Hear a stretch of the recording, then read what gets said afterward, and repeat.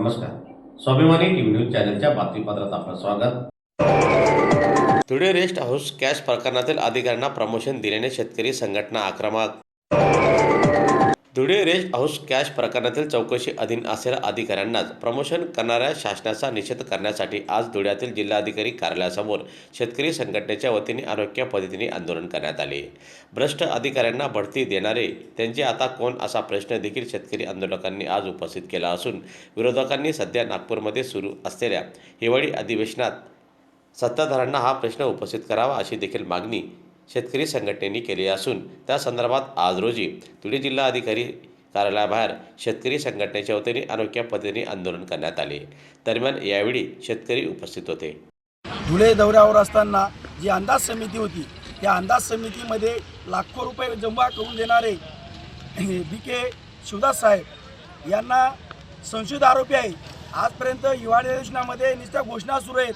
आमचे धुळे जनता आणि महाराष्ट्राची जनता वाट पाहते की भ्रष्ट अधिकारी जे आहेत, पोलीस प्रशासन असो, महसूल असो, समाज कल्याण असो, आदिवासी विकास असो, सर्व क्षेत्रामध्ये भ्रष्टाचारी करून जे अधिकारी लाखो रुपये कमवतात आणि मंत्री महोदयांना देऊन परत आणखी बढती मिळते यांना. या देशात खरोखर लोकशाही आहे का? डॉक्टर बाबासाहेब आंबेडकरांनी जी लोकशाहीची पायामुळे आपल्याला दिले त्याच्यावर न्याय मिळत नाही.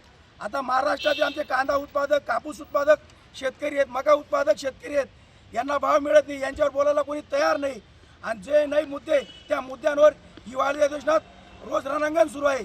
आमच्या धुळे जिल्ह्यात आलेली जी समिती होती त्यांना जे अधिकारी भ्रष्ट आहेत त्यांना बढती देतात आणि असे महसूलमध्ये अधिकारी पण आहेत त्यांना बढती मिळते. खरोखर या देशात लोकशाही जिवंत आहे का? आणि आम्ही सांगू इच्छितो की महाराष्ट्रातील शेतकऱ्यांना वाऱ्यावर सोडण्याचं काम हे राज्य शासन करीत आहे.